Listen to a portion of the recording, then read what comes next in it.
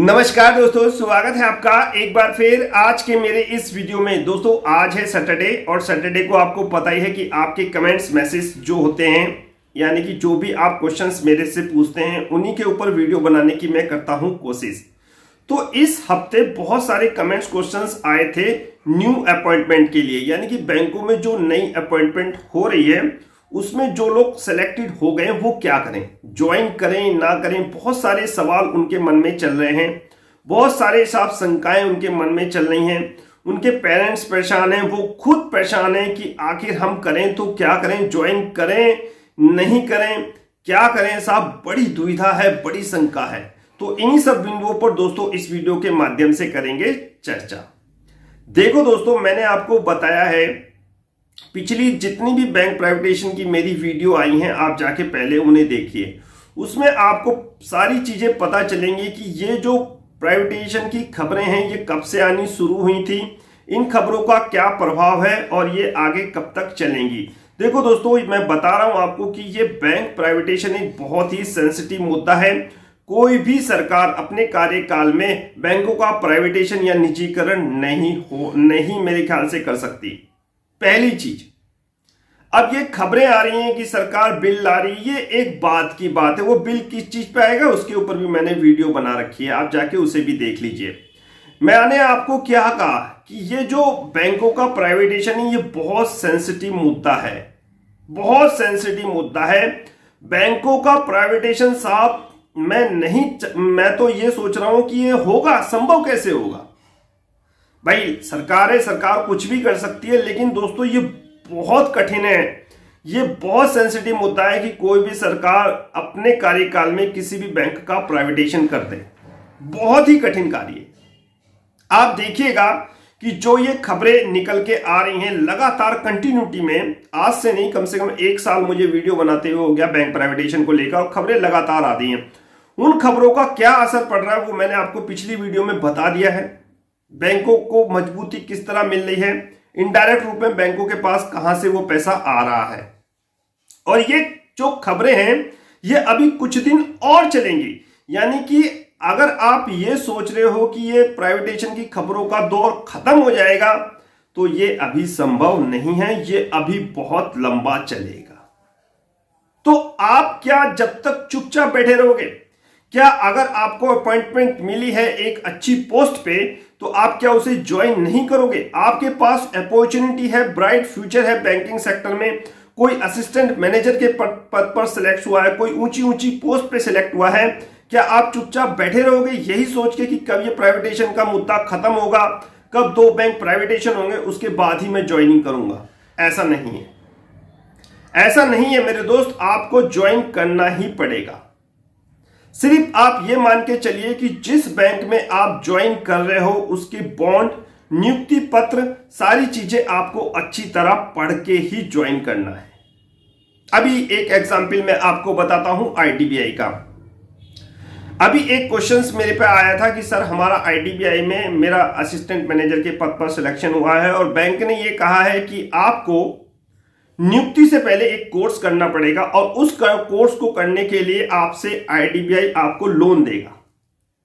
यानी कि जिस बंदे का सिलेक्शन हुआ है उसे आईडीबीआई लोन देगा और वो लोन जो है वो ईएमआई से उनकी सैलरी में से कटेगा। बहुत लंबी चौड़ी प्रक्रिया है।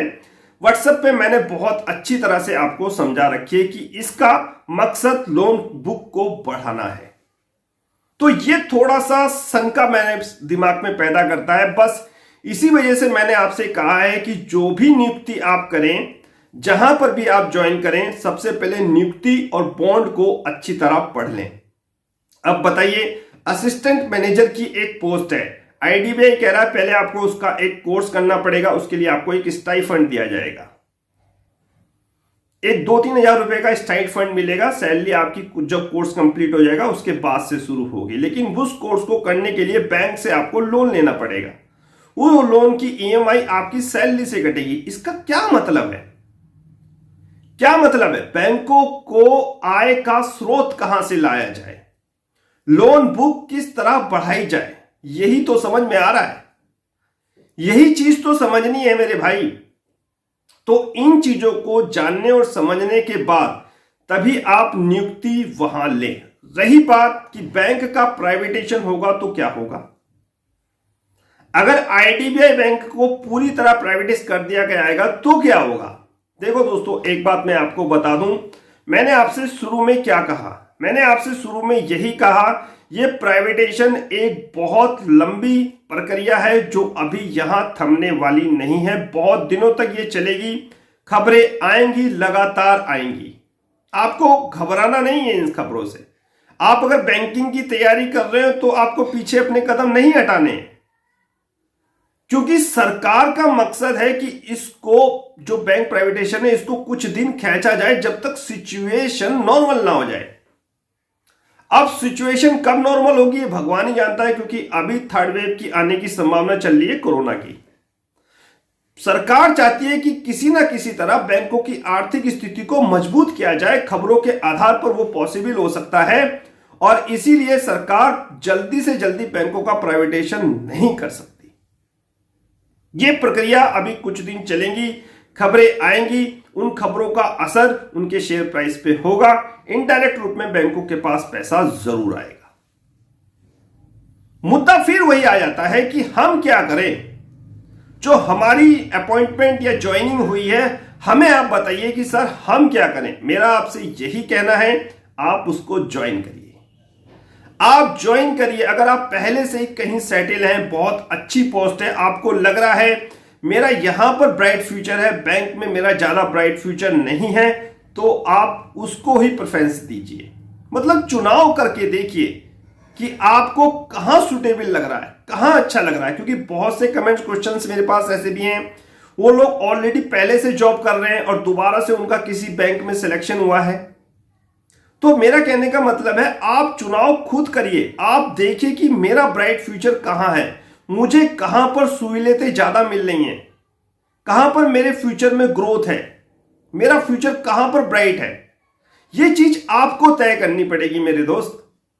बैंकों का प्राइवेटाइजेशन आज नहीं खत्म होने वाला, यह अभी कुछ दिन और चलेगा, और मेरे ख्याल से लास्ट तक, जब तक सिचुएशन अंडर कंट्रोल नहीं हो जाती, कोरोना खत्म नहीं हो जाता, तब तक आप चलिए ये न्यूज इस तरह ही आती रहेंगी। और लास्ट में जो कारण निकल के आता है वो यही आता है, लास्ट में इन बैंकों का मर्ज ही मुझे संभव होते हुए नजर आता है।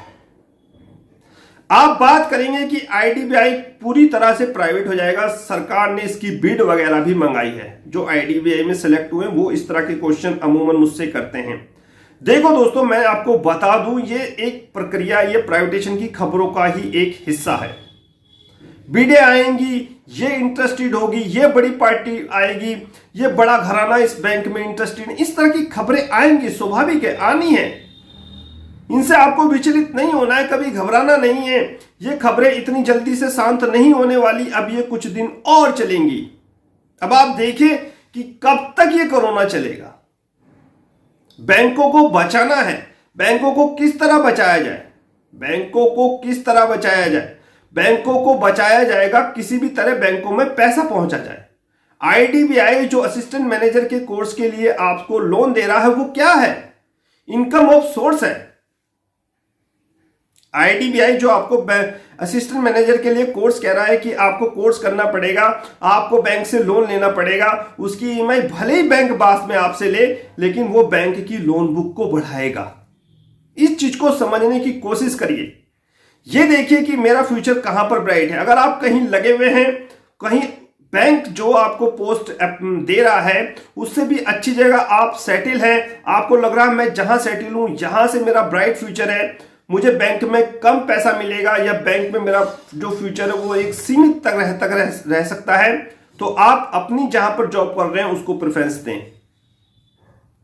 और यदि आप एक मतलब नई नियुक्ति है, आपके पास कोई भी इससे पहले जॉब नहीं थी, आपको नई नियुक्ति है, बैंक में आपको अपॉइंटमेंट लगी है यानी ज्वाइनिंग मिली है, तो बेधड़क उसको ज्वाइन करिए, बेधड़क, बेचिंत होके। सिर्फ नॉर्म्स एंड कंडीशन, नियुक्ति पत्र, बॉन्ड्स वगैरह अच्छी तरह आपको समझने और जानने चाहिए।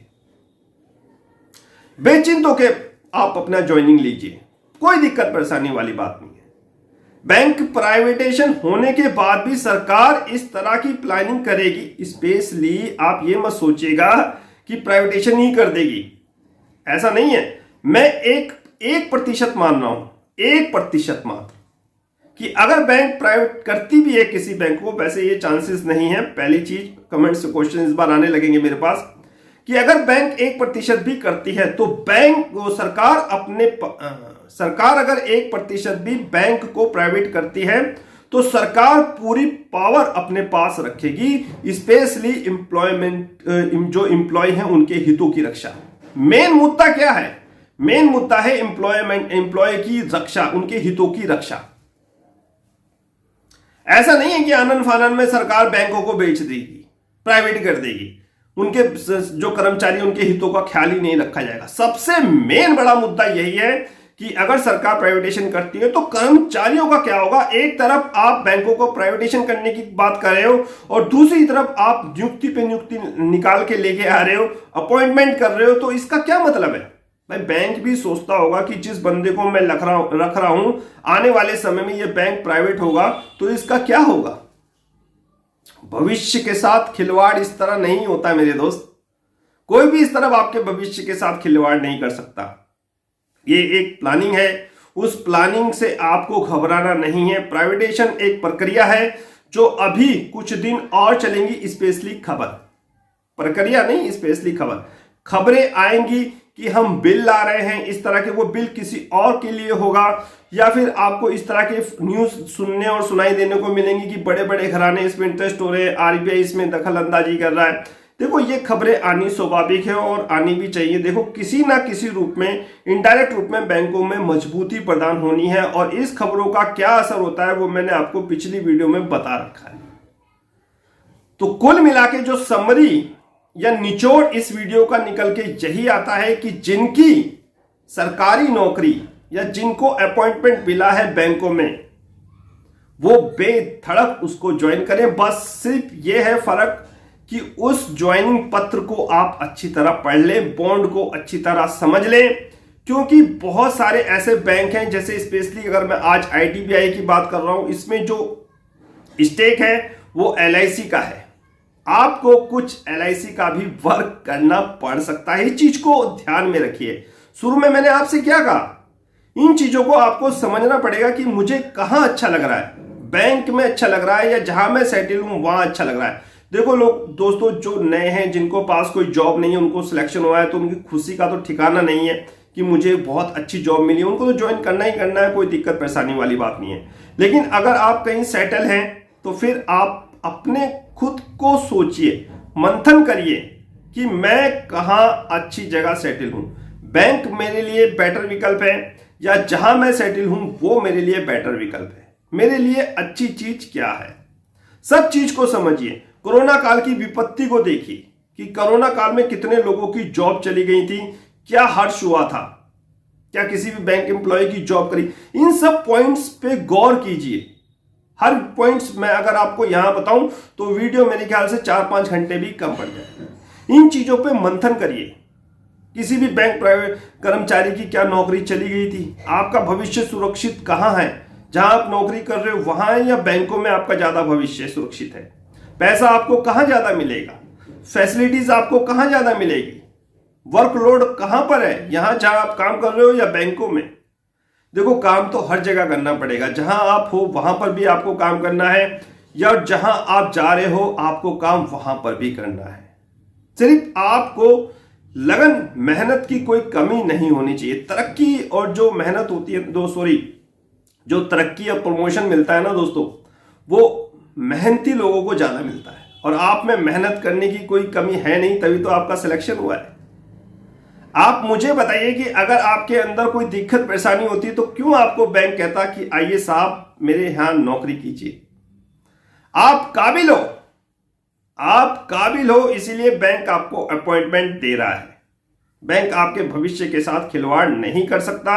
ये प्राइवेटेशन की खबरें पहले आई हैं, आगे भी आती रहेंगी। इनका खींचने का मतलब बैंकों को मजबूती प्रदान करना है। किस रूप में? वो पिछली वीडियो में सब कुछ आपको समझ में आ जाएगा। फिर भी कोई दिक्कत परेशानी है तो मैं आपके लिए बैठा हूं, व्हाट्सएप कन्वर्सेशन आपके लिए खुला है, ग्रुप मैंने चालू कर दिया है, वॉइस मैसेज से आपको सब कुछ मिलेगा, कॉल भी आप मुझे कर सकते हैं। और आज्ञा दें, आज का वीडियो समाप्त करने की, मुलाकात होगी किसी नेक्स्ट वीडियो में किसी नए टॉपिक के साथ।